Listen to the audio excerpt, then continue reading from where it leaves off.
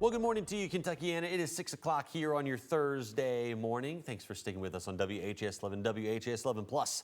I'm Jim Stratman, alongside meteorologist Matt Breland in studio today, talking all about those dangerously cold temperatures, Matt. And while it's cold out there right now, I mean, you're saying we could get even colder here in the next couple of days. Oh, yeah. We are in the middle of another reinforcing cold trend for us this morning across Kentuckiana. So keep the jackets around. We're not done with it by no means. This morning already starting off chilly. We're at -4 near Seymour, -2 Scottsburg, 14 here in Louisville, 10 degrees Brandenburg, but notice these winds staying a bit out of the north. That's going to keep bringing in chilly conditions for us throughout the rest of our morning time. So the air feels a bit cooler for some of us too, feeling like -3 near Seymour, feeling like -2 there in Scottsburg, feeling like 13 in LaGrange, 14 in Louisville, and these temperatures are going to continue feeling chilly throughout our Thursday. We also have those cloudy skies already rolling through this morning. We're going to continue staying in a cloudy pattern for the rest of our morning hours. As we settle further into the day, the overcast trend will continue, and by tomorrow afternoon, we'll be watching this disturbance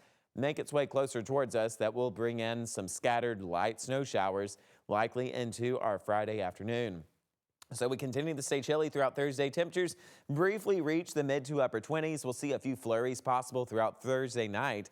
Entering tomorrow morning, another chilly start with temperatures likely back into the single digits. Our afternoon hours tomorrow will continue staying cold, not reaching above 20. And later into tomorrow afternoon, that's whenever I'm expecting the arrival of these scattered light snow showers that will be developing and likely lasting into the rest of our Friday evening. Stay up to date with us by downloading the free WHAS 11 Plus app. That way you can receive all the latest weather details. We'll have more weather coming up here in a few short minutes. Here's an update on traffic this morning. Some live looks for you to check out on some of our major roads and interstates. Gene Snyder, I-264, I-65, all looking good this morning. Jim? Very much. We do have some breaking news for you overnight. A church in the St. Denis neighborhood is destroyed after an early morning fire. MetroSafe told us firefighters were called out to the Highland Park Missionary Baptist Church on Shanks Lane this morning, just around 12:15. What you're looking at is the aftermath of that. Crews were able to get it under control, but not before it caused a lot of damage to that building. We don't know right now if anybody was inside the church when that fire broke out. We did reach out to local fire departments. We'll keep you up to date as we learn more throughout the day. Well, 24 hours ago, Kentucky's death toll from the weekend winter storms was 2. Now, that number is up to 11. Louisville Mayor Craig Greenberg adding that one of those deaths is a man from Louisville. The other deaths come from counties like Davis, Owen, Graves, and include men and women in their 60s and 70s, as well as a 48-year-old man who died out in Morgan County. Governor Andy Beshear saying, quote, "Each one is a child of God and gone too soon." WHAS 11's Clarice Shaley and photojournalist Levi Hammer have more on the man who died in the Portland area. Hey. Tiny, how you been?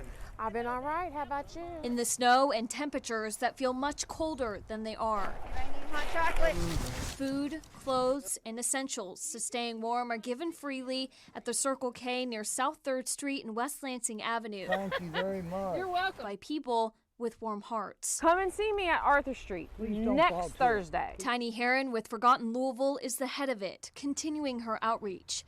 She says she knows of and has helped the man who died during the winter storm, an unhoused man in the city. And this is why we're out here, because this should not be happening. Not in my city. Mayor Craig Greenberg confirmed the death. Richard Marshall, 55 years old, passed away over the weekend after being found outside in really grave condition. Marshall is among the Kentuckians who've died because of the winter storm. Many knew him, hanging around Jay's Tire Shop at 18th and West Market Streets. Yeah, I've heard accounts of, how he was found with no shoes on. I don't know how that happened. I just don't know how that happened. I don't know how anyone could ride past and see someone freezing with no shoes on and not make a phone call to someone. Heron says Marshall knew of the resources available, but was nowhere close to an emergency shelter. Let me get you some gloves, okay? Forgotten Louisville and other volunteers try to touch as many as they can. The need is so great. Our shelter systems are full. All of our shelters are located in one central area. And ask you watch out for your unhoused neighbor as freezing temperatures persist throughout the weekend. Clarice Shaley, WHAS 11 on your side. The freezing temperatures are reaching Louisville's water supply as well. The city is dealing with busted pipes and water main lines breaking because of this cold grip. Since last Friday, Louisville water crews repaired more than 70 water main breaks. Water officials tell us that returning service safely is a top priority. We really have a couple of priorities. One is making sure that we continue to provide safe, high-quality drinking water. The second thing is safety for our crews who are repairing that break, and also for the public, making sure that we maintain a safe area and that we restore service as quickly as possible. During the colder weather, remember you need to keep your faucets dripping to help prevent those frozen pipes inside your own home. Well, some of our favorite animals out at the Louisville Zoo, they're pushing through this rough weather just like us. Some of them absolutely enjoy this cold weather. They're embracing it, while others are hiding away and just hoping for warmer days soon. The zoo has about 2,000 animals, and it continues to try to add more. Some animals are very used to the cold temperature, like the polar bear you just saw there, or our red panda friend, Sunny D. They love their little blanket of snow inside their enclosures. But for some animals who thrive in warmer climates, like the gorillas, they have access to what's called a heated retreat and bedrooms if they want some. Now, curator Rob Evans says that when the zoo grows the animal community, they consider things like whether or not the species can actually live in Louisville's 4 dynamic seasons. We look at animals like, for instance, a polar bear, and you might think, well, you know, they need it cold all year round, or a red panda might need it cold all year round. But we know that they are very adaptable to warmer temperatures or cooler temperatures. To prepare for big winter storms like the one we just had, the zoo focuses on 2 major things. Number 1, having the staff on site to care for the animals. Number 2, making sure that they have access to those heated areas. Well, it's a new name for a place you've known for years. The Mid-City Mall, which you see right behind me, is going to be called the Mid-City Market. The new name comes after a meeting yesterday morning with the Highland Commerce Guild. These new photos we're about to show you, they're concepts for what the new Mid-City Market is going to look like. Changes to the existing mall will add things like additional parking with some smaller sets of businesses placed around it. Developers say the design is intentional, incorporating separated sidewalks and more landscaping on the Bardstown roadside. On the Baxter side, you can expect to linger at a new green space named the Beechwood Park, along with plans for a grocery store and a library.